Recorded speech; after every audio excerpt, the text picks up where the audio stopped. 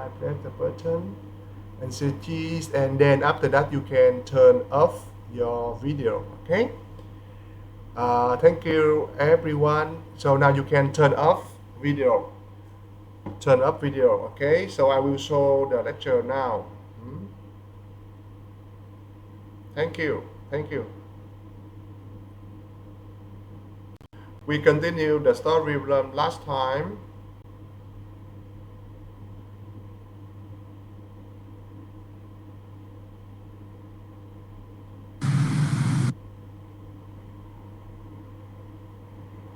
Now, do you see the presentation?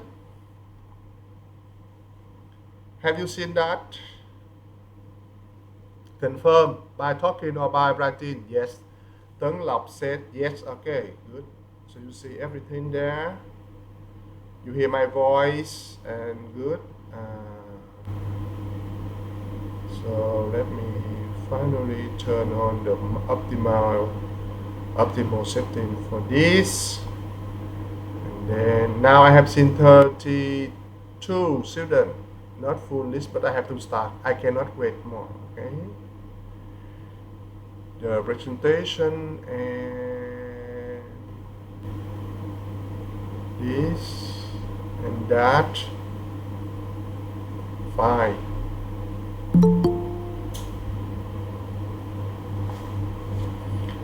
All right.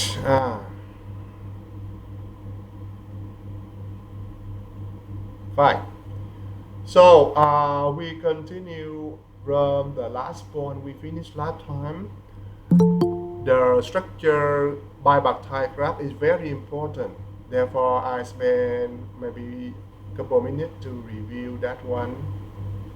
So this one is interesting because usually when you define a graph, you consider the property of the node are the same.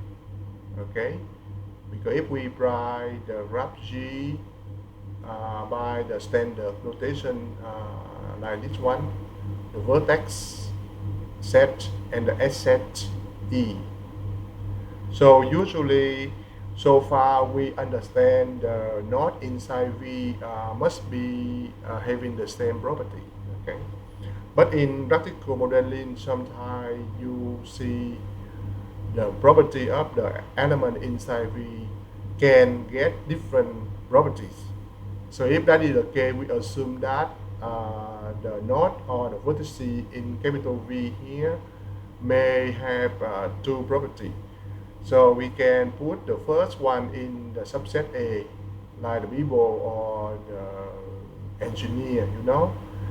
And the second node we can define to be the job that the engineer can do when they got into the marketplace. So in that case, the vertex set V mathematically can be partitioned. Partition means can cut down, you know, can split into to disjoint set. Why disjoint? Disjoint because we model the first A here consists of the engineer, and the second half consists of the job. So that means the property of the element inside V have different, feature. So that's why we say disjoint. And engineer cannot be, identified with the job and the other way around. So the first thing we employ here is this equality. Okay. The property here means the engineer. The property there means the job. So we put together and we put to the set V, and because the property, then A and B intersect together to give the empty set. So that's very important. Okay. If that is the case, then we can write the first condition in this equality, the short term for everything we require here. Okay. Then we allow the H, the connection can only go from A to B only. Do not allow the H among the vertices in A or belong to the same node B. Okay, so we formalize the second condition right here. If you look to one particular connection, I mean an H, then the endpoint, you see, must belong to A and B separately. Okay, so if the first one not appear, then the second one must happen. So the connection UV here say that engineer U can do the job V, you see. So engineer U from A can do the job V in B. That's the case.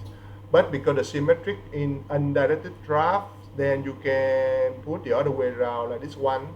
If you put this one, and by our definition, we decide capital A to be the subset of engineer and capital B the subset of jobs, you see, then we can interpret the connection like this one, namely the job the job U in capital B can be done, okay, can be filled, can be assigned to engineer V, which is an element in A. So that we're gonna buy back time. Literal meaning that we can cut the vertex set into two parts having two different properties. And we have one example. Last time I give you two examples, remember? And in the first one we have just buyback time, the C6 here, buyback time.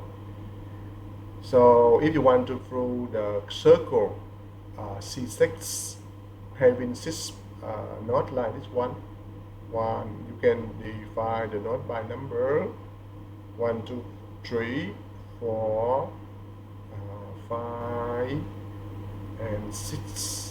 Okay, then you can prove formally that C6 actually is a buyback time, and mathematically you have to draw two conditions. Okay, first of all you have to define explicitly what is capital A and then what is capital B. Understand me? Then after defining that, you have to prove the connection can go only either from A to B or from B to A. I mean connecting between two different disjoint subsets. So if you look to the numbering right here and you see the answer is obvious because you see the node number 1 connect to the node number 2 and number 6. So therefore you can put number 1 in A first, understand? Then you can define B to be the node starting with the number 2, you see? And because 1 connect to number 6, therefore number 6 cannot belong to A, then that means number 6 must belong to B, you see? So very easy. And how about number 5? Yes, number 5 must be the second entry in A. So by this way you can define A and B to cut down the vertex set in the cycle C6. And then you see by the picture here, you argue the second condition must be fulfilled, and that's all.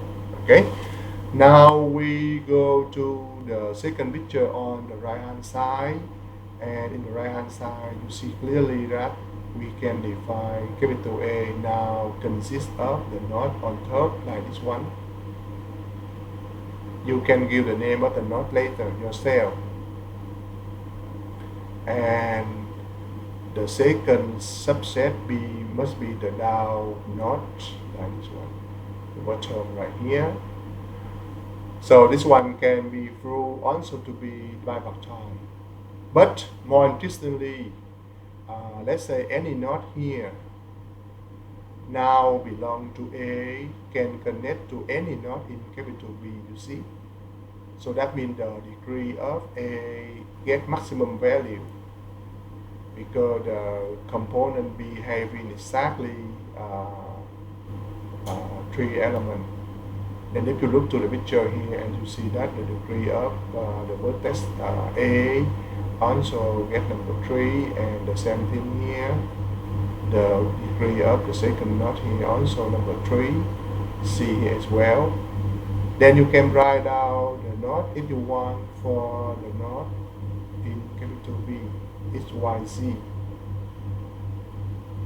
Then in general, if you allow, let's say capital B having more than 3 vertices, this one I choose number 3 up and number 3 down, and we get the structure we're going to complete. Complete, that means the degree of the knot inside and we get maximum value. Meanwhile, the left figure here, no complete on the thesis already by baptized, but not complete.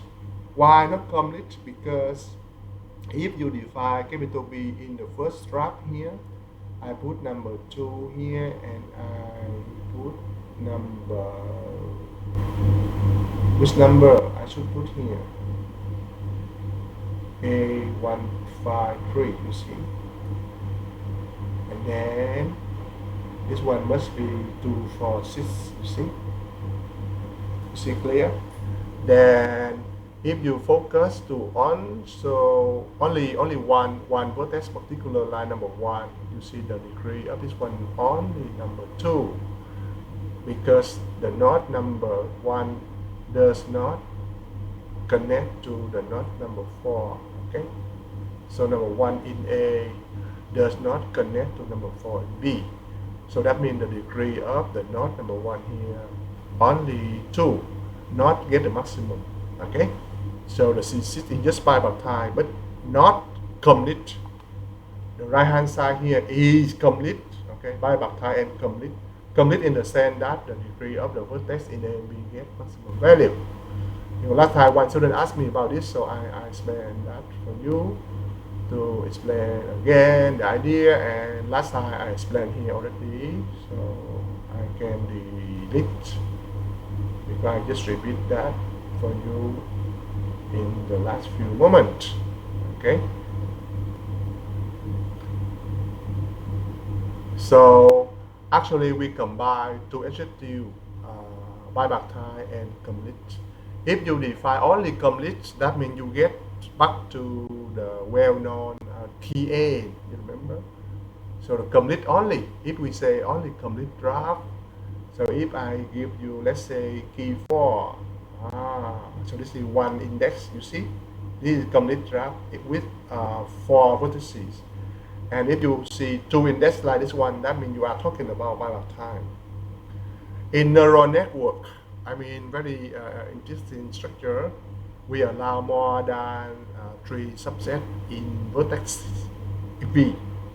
So in neural network, you can define the input layer, okay? Then you can define the process layer in the middle, and then you can define the output layer. Neural network, very interesting.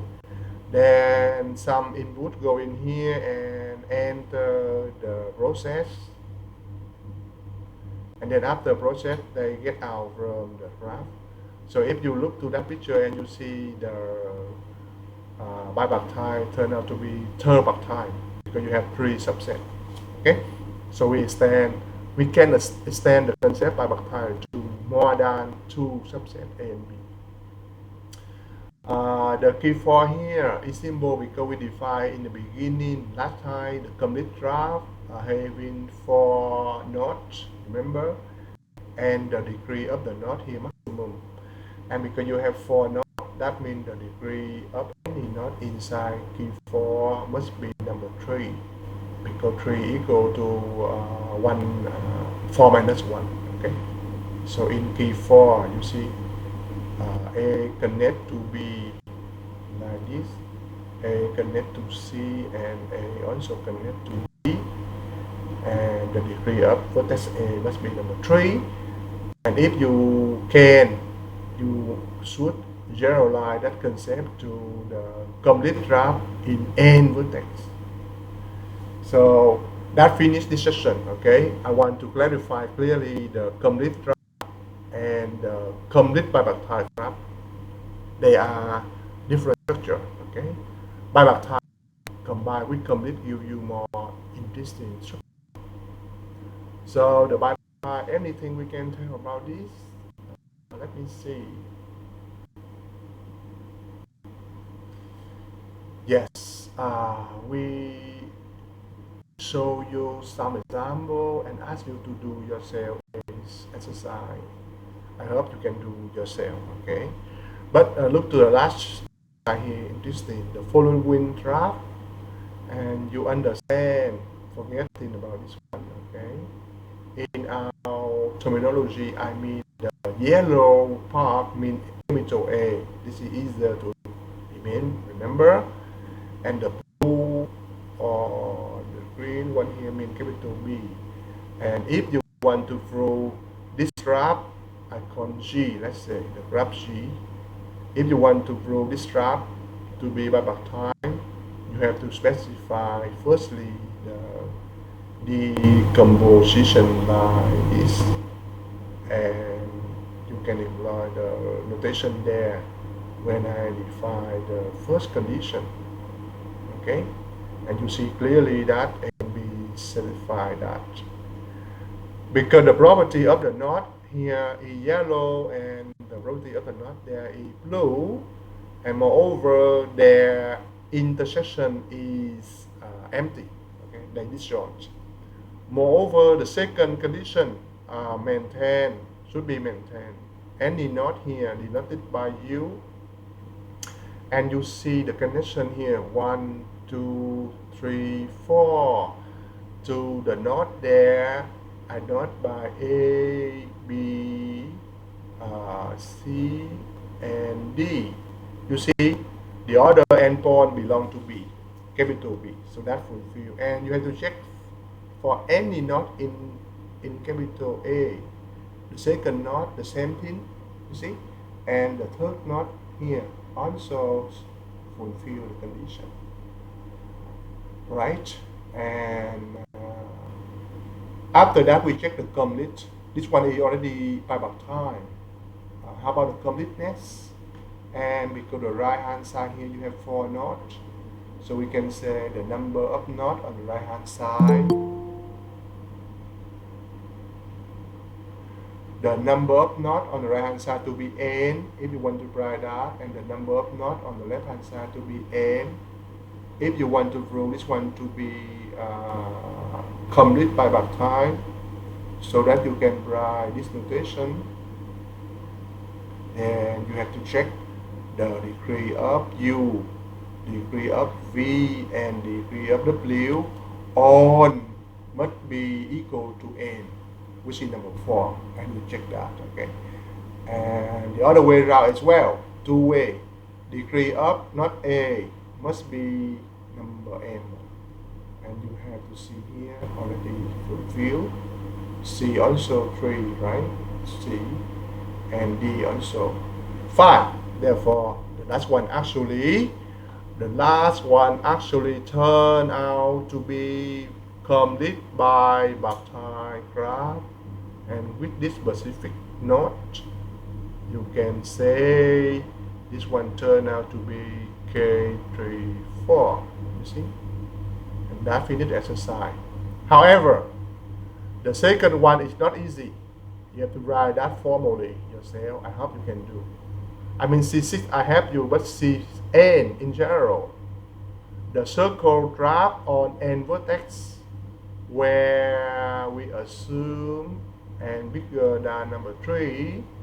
I mean the second row here, you have to provide the formal proof so that you can turn the Cn to be a bilateral graph by the same idea I just showed you when we saw the last case.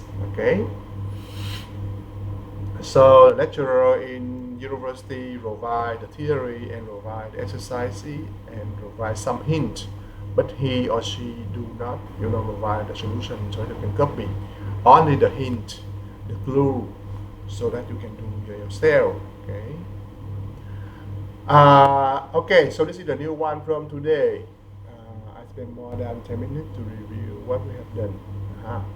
We talk about some operation on the graph to help you to create new graphs from on 1. Okay.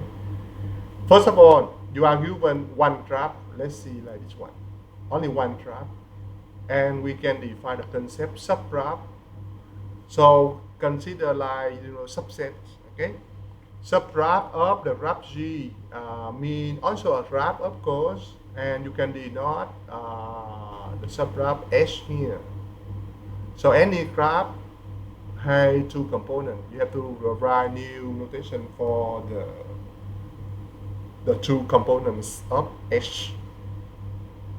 So because this one is the model graph, you can say that, and this one is the subgraph, mean the son, or the children, the child, So therefore, the vertex set of H must be a subset of V, and the subset of the H, capital F, also must be a subset of capital E. So the concept subtrap is well understood, For the union, the other way around of the story, you don't have one graph, but you have two graphs, G1 with the component like this, and you have G2 also the component like that, and you can make a union of the two by the union set notation you learned in chapter 1 or chapter 2 before the midterm, remember? So you are given two symbol graph. So G1 may be having 4 nodes like this one, and some connection you can draw whatever you have, and you can write the name for the node of G1.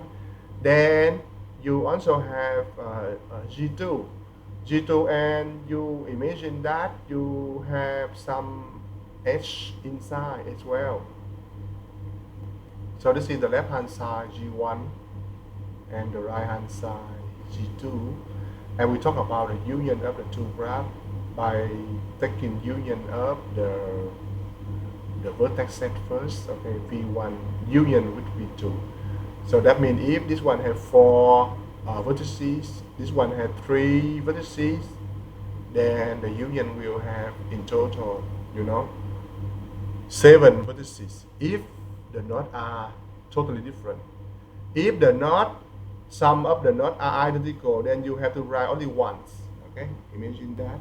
So I assume that the nodes are fully different. So we have here A, B, C, D, and you have here, let's say, X, Y, and Z, for instance.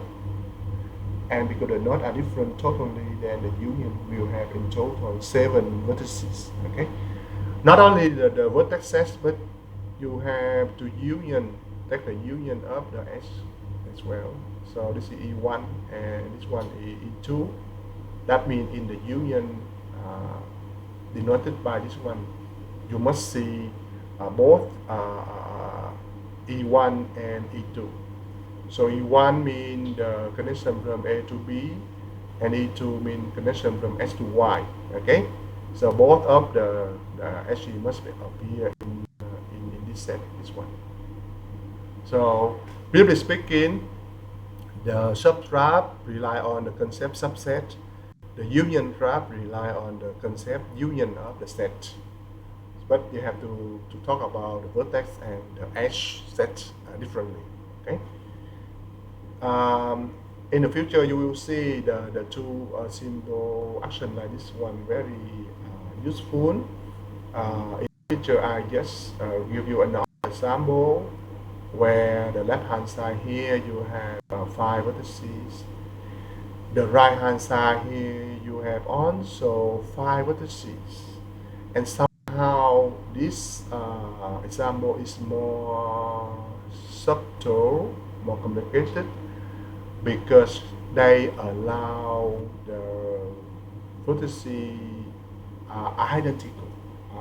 Interesting. So you imagine that they can define V1 consists of a node like this, okay, A, B, C, E, something like that. And in the second graph G2, they repeat the node. So that means we employ the same notation for the node or the vertex in the second graph. You see? So that means when you merge or when you union the two graphs together, the ABC must be written only one time. You cannot repeat if they are already identical. You see? So the vertices are the same. Therefore, in union, you have to rewrite the vertices like this one. But there is one new node. This is B and A5. This one is D. But in G2, you don't see A. In G2, you see some new nodes, new vertices. I have to write the new node for G2. You imagine that the last vertex in G2 will be H, let's say H. See? So the E from G1 will appear here, and the H from G2 will appear there, you see? So that is about the union of the vertices. Then you see the H, so this is E, E1, no, we have to write something else. I have to write the H, I mean the connection from A to B by using different notation, otherwise I brought connection AB by F here, you see? And in the second graph, the connection still be F, you see? And when you get the union, then the F appear again. We cannot create a new one from that, you see? See clear? But look to something else like the DE here, okay? So I imagine that I have this connection I draw by X, small x, okay? In the G2, you don't see connection right here. You don't have this one, no.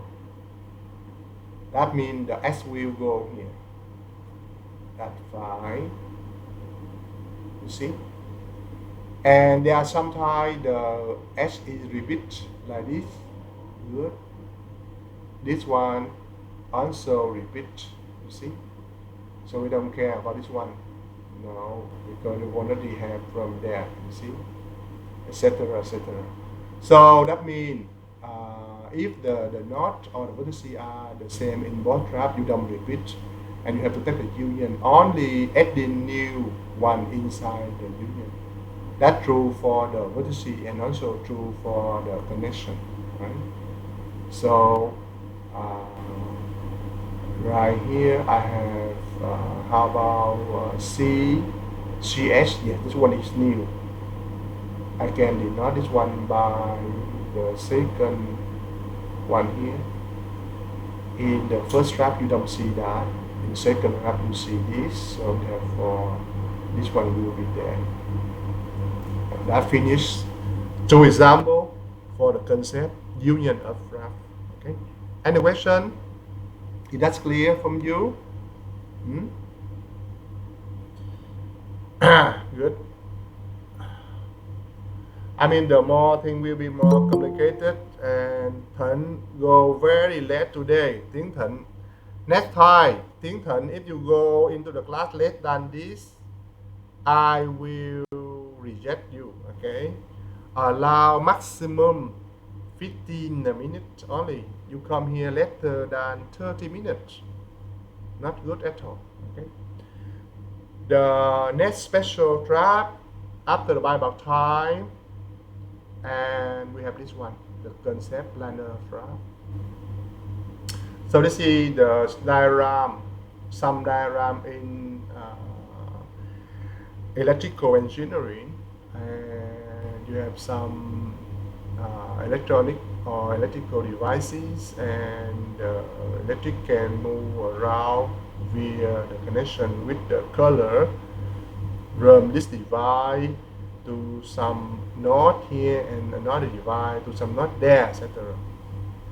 So you have three connections from the first device to the node A, B, C, something like that. And you also have the second device. Hello? Want to say something? Say clearer. I don't see. I don't hear you. Not here. Clear. What you say? Tell your name and say clearer, or you can write in the chat box. Okay. Otherwise, you have to turn up your audio. Okay. Now the question is, can we describe this electrical diagram by using the complete bipartite K33? And somehow by the matter you know before, the answer is yes. If you define capital A include the node 1, 2, 3 like this, okay? Then you can define the second subset of vertices including the node here A, B, C, okay? Then you see that the degree of any node from A is number 3, and the same thing here. The 3 red confirm degree of this one to be number 3, the blue number 3, and the green as well. So the answer is yes, okay? But we want to answer something else because proving the complete bipartite is easy now. We want to study something else, and we say yes, and you can draw that one here. That's okay. So we have done that a few moments before, right? Now we are discussing the planar trap. So you want to define some new idea. So what is the planar trap basically? So a trap we call planar. Okay, that come from the noun. The noun we call in your high school or in geometry. You have the concept of plane. A plane. So this is a noun. And the property of a plane will be planar. Okay, this one. So the structure graph we call planar if the graph can be drawn in the 2D plane. So when they say the plane, that means we are talking about the two-dimensional plane.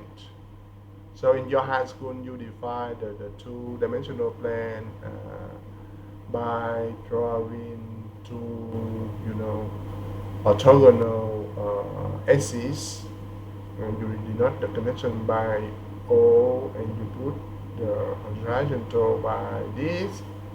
So this we call the two-dimensional plane.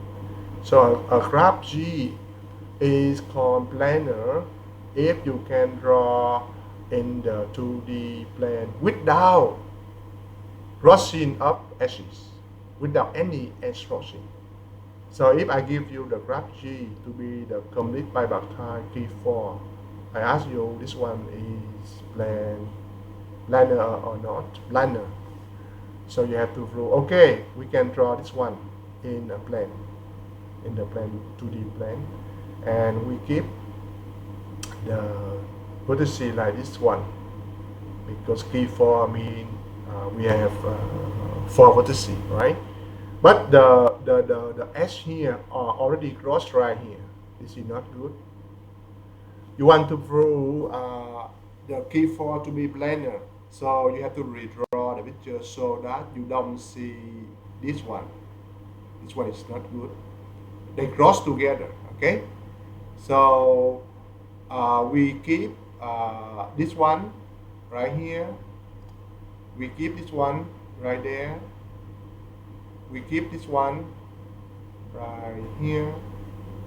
And we keep this one right here, high. And we also keep this one right here. Right, you see? But the last one from, let's say, if I did not this one to be A and B, then you see the connection AB now cannot go in inside the graph. This must be go out. You have to redraw again outside of the square. So that connection do not intersect with the internal one. Okay. So this one we can try to be the D and it's going to be the C. So the left hand side AB cut CD or AB intersect or AB cross CD. But in the right hand side you see AB now does not intersect CD. So you maintain the node, you maintain the connection without any crossing of the edges. So if you can do that, then the graph Q4 we call a blender. So the answer is yes for this case. And then the raw win like this one we call the blender representation of the original graph. If you cannot do that by any way, then you say the graph G is not planar. If yes, then the outcome we call the blender representation. Okay, so that means the left hand side is your original graph, and the right hand side we call the blender representation of key 4. So, and there are a few applications of the concept blender in real life, of course. You have to think that in the future you see bigger graph, more than 4 vertices. So we have to study the theory from formal monophy, okay, without monophy. So the first outcome we obtain from the planar graph definition is this one, okay. If you are given a graph and that graph already connected, the concept connected before, not yet, I will tell you later, but basically we have the concept connected, namely between two nodes, any two nodes in the graph, you can find a path connecting the nodes. So connected means if you take any vertices U and V in the large graph G, and connected means you can find some path like this one. You start from U, you go around continuously like this, and finally you end up at the node V. So if that be true for any pair U and V, then the graph is called connected. Okay, the connectedness or the connected property is very important. Therefore, we delay the full investigation later in next week in lecture number 9. We not yet investigate the full theory of connectivity. Okay, we just provide the definition of connected like this one, then we correct with the new concept planar. Okay, so you have a symbol graph. Symbol graph, that means not loop and not multiple edges. The graph also planar, that means can be drawn in two-dimensional plane, and the graph also connected. So that means we are given 3 properties, okay, connected, planar, and symbol, and we know this one information. So that means we denote small e to be the number of elements inside the capital E. You understand me? Granularity means the number of units inside. So we don't write, but if you want, you can write a full description of G. This one will have 2 components like this one. Okay? Then we denote small e to be the number of connection, and also we denote small v to be the cardinality of capital V. You understand? That's the number of vertices inside the graph, and we assume small v at least number 3. Then the result here confirm if the graph is connected planar and symbol, then the number E here must be upper bound, limit by this one. Is at most 3 times of V minus 6. So this property very useful later on when you do modeling. Okay. The second one, we apparently keep the same input, okay, the same assumption, but we impose another, the 4 condition, not only connected, planar and symbol, but now no circuit of plane number 3. So more condition, then you get a stricter inequality. Now the upper bound of E not 3V minus 6. The upper bound of E now become 2V minus 4. So more condition then gets stronger bound for small e, the number of connection inside the graph. So what example can we choose? I think we can choose the complete bipartite K3 to see. Okay. First of all, if you want to apply the outcome here, you have to check the connection. Okay. K33 is connected, yes. K33 symbol, yes. But will K33 be planar? If you want to say so, then you have to draw. You should be able to draw K33 so that you don't see the cutting point like this one. Not good. You don't allow the edges cross together like this one. So you cannot draw K3 like this. So you say, well, the K3 must be non-planar. That means this one does not have planar representation. Okay. So if that one not fulfilled, then you cannot apply the inequality. See, you don't have that one in this case.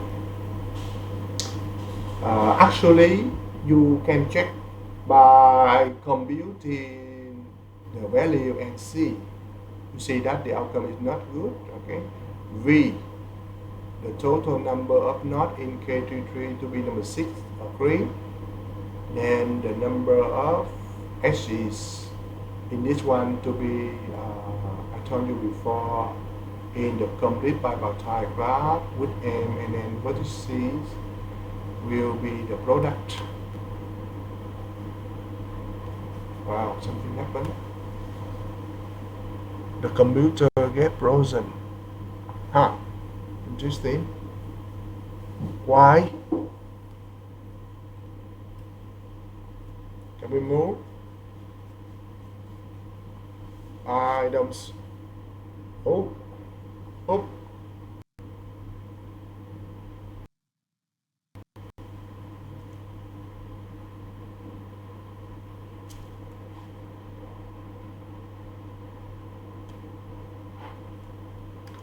Hello. You see everything okay, guys, ladies? The computer stop in a few seconds. Yes, good. So the K33 is a complete bipartite. Therefore, you know this one, right? Last time we get that example, so this one is number 9. And you see, if you want to apply, for instance, this one, not fulfill, Oh, yeah, no problem. Let's see.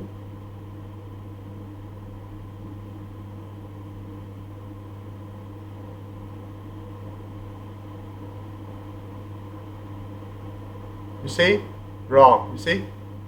So, we don't have this one. We don't have this one because the graph is non-planar. Okay? But you can check the second one, the complete graph key 5. For the key 5, you have small v, the number of vertices to be number 5. And then you can also count this one by using, because this one is complete by Bactile, complete trap. So the number of vertices, the number of connection or the number of edges must be this binomial coefficient, okay? And this one, how much guy become number 10, right? That's correct. Yeah, you can apply the Hansen theorem to find out the number of edges, either by the completeness of K5 or by using the Hansen theorem. 2E equal to the summation of degree. Okay, you see, and because you have here 2 times of E become degree number 4, and you have 5 not, so this become 20. So either way you get V and E. But if you want to check the inequality here, you have to make sure that this one is complete. Now you have to make sure that K5 here to be symbol graph, connected graph, okay. But the planar, again, you don't know. You have to make sure that you can draw this one in a plane if you want to get the inequality anyway, okay. So by the way, you know upper bound for that. Unluckily, the K5 also non-planar. So that means the outcome here is useless for this case. You do not know the upper bound for E, although you can compute particular value for V and E. We want to move on with a few more operation on the planar trap. So this one apply only for planar trap. We define elementary subdivision in Vietnamese like this one, okay. Elementary mean like this, and subdivision mean like that. So the elementary subdivision mean we remove one connection, okay, then we add a new vertex in the middle of the connection. So you cut, okay. So the idea is you cut the some edges, and you insert a new knot inside. So you imagine that if I did not this one to be U and I did not want to be V, understand? So the H here mean this connection. So I cut this one and I put a new knot here, right in the middle. I did not this one to be W. Okay? So we split the connection UV, by the new intermitter, point W. So this we call the elementary subdivision. Okay.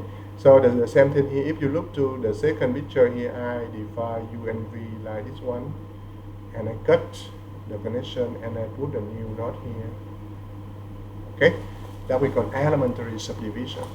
Then we define the two graphs here to be homeomorphic. So this is the name. A lot of technical terms you have to learn. Okay, if they can be obtained from the same graph by a sequence of elementary subdivision. So what is the sample for this? Yeah, you can choose this one to be the sample. Imagine that if we have the right hand side want to be G, then you can think G1 to be the middle here, because you apply one elementary subdivision and apply the second one here two times, and the graph on the left hand side we did not by G2, understand? But in the one here you apply 1, 2, 3, 4 times, okay? So they obtain from the same graph by different succession of elementary subdivision. So we say G1 and G2 are homeomorphic, or homeomorphic, sorry, not sum, okay? Homeomorphic. So we tell about this because you want to apply this theorem in the future by Kuratowski, a Russian mathematician. So because so far you give us some concern, very interesting concern about the planar and non-planar, you know. So planar, that means you can draw on two-dimensional plane, and if not, we call non-planar. But this is very vague, you know, very unclear how can we prove.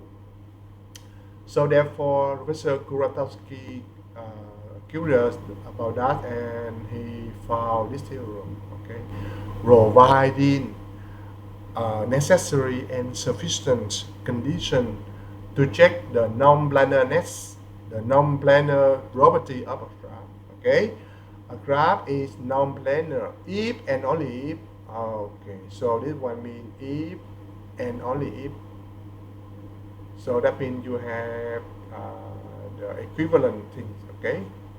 IFF means if and only if. Mathematically, you can use the equivalent notation like that.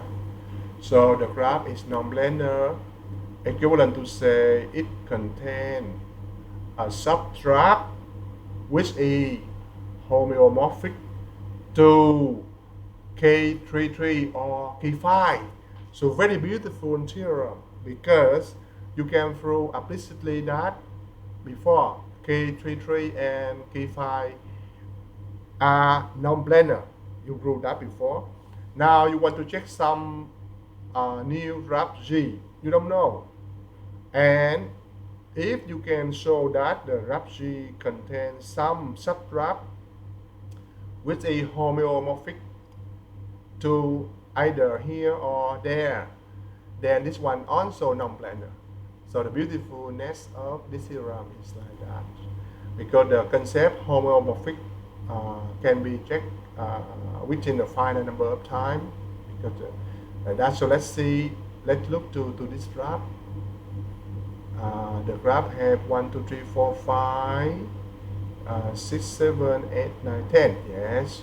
So this graph have you can write in the normal sense here 10 nodes. Understand? Then you can count how many connections as well. You can do yourself. And we ask whether this one is non-planar. Okay? You cannot draw the graph G on two-dimensional plane. That's obvious to prove, but you can apply this theorem. If you can show the graph G contains some subgraph which is homomorphic to K33 or K5, then you conclude G here is non-planar. So this is the outcome of the Kuratowski. Now let's take a look here, degree 3. Well, somehow A connect to E and F. Correct, we maintain that. But we cut the connection AB, because in the second graph here, we imagine this is the graph G, and this is the new graph G1, you see. So we cut AB, you don't draw that one. Okay. How about F and H, like this one? F and H here. We keep that one there. Okay. Then E and D here. So there are some we maintain. But let's see I and J. I and J here. I and J here. So the G go into G girl here and girl connecting to I, and we redraw this one right here. So we try to redraw the graph, but we lose the connection AB. We don't see AB. We got one connection. Okay. Try to redraw in two-dimensional plane, etc. Give the number of vertices. And after you redraw that and you see somehow in the graph G1 here, this consists the K33. Therefore, we can conclude that the original one here, is non-planar. Okay, so this is the application of the Kuratowski theorem. By the same idea, you can do for key 4. So this is key 4. The number of edges here must be 4 choose 2. We see number 6 connection. Okay. How about Q3? Q3 means the knot. You remember the hypercube graph last Tuesday, right? So the number of bits inside this sequence will be 3 bits, right? U1, U2, and U3, right? So we have 3 bits. So for instance, if I choose this knot, then U1, U2, U3 get 111, okay? And you also define the Hamming distance. The Hamming distance between the pair of knots like this one. And if the Hamming distance equal to number 1, then you can get connection. Okay.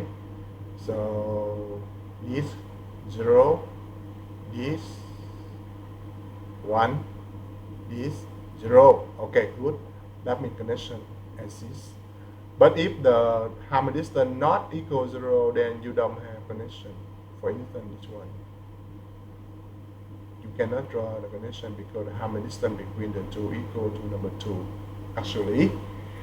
So we have the Q3 and the number of knots inside the Q3 by the product rule, because you have n position, right? N position, and each position you have 2 choices, so that means the number of knots will be 2 power n by the product rule. So if you get number 3 for n, then you get this one to have number 8, and this surely have 8 knots, right? So we ask Q3 planar or not. That means you have to be able to draw in 2-dimensional plane, or you have to use the Kuratowski theorem to prove the Q3 is not planar, okay? Non-planar. Up to you. So we finished the session on special graph, okay?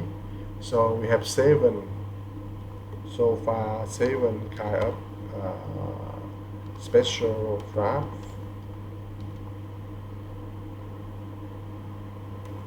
Remember? So bonus point. Who can tell me the name without looking back to the slide we learned? The name of the special graph.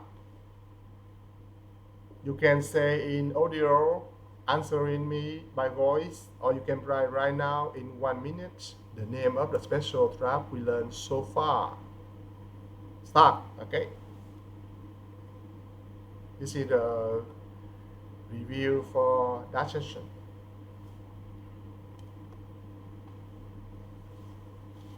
Before we move on to the next step, next part.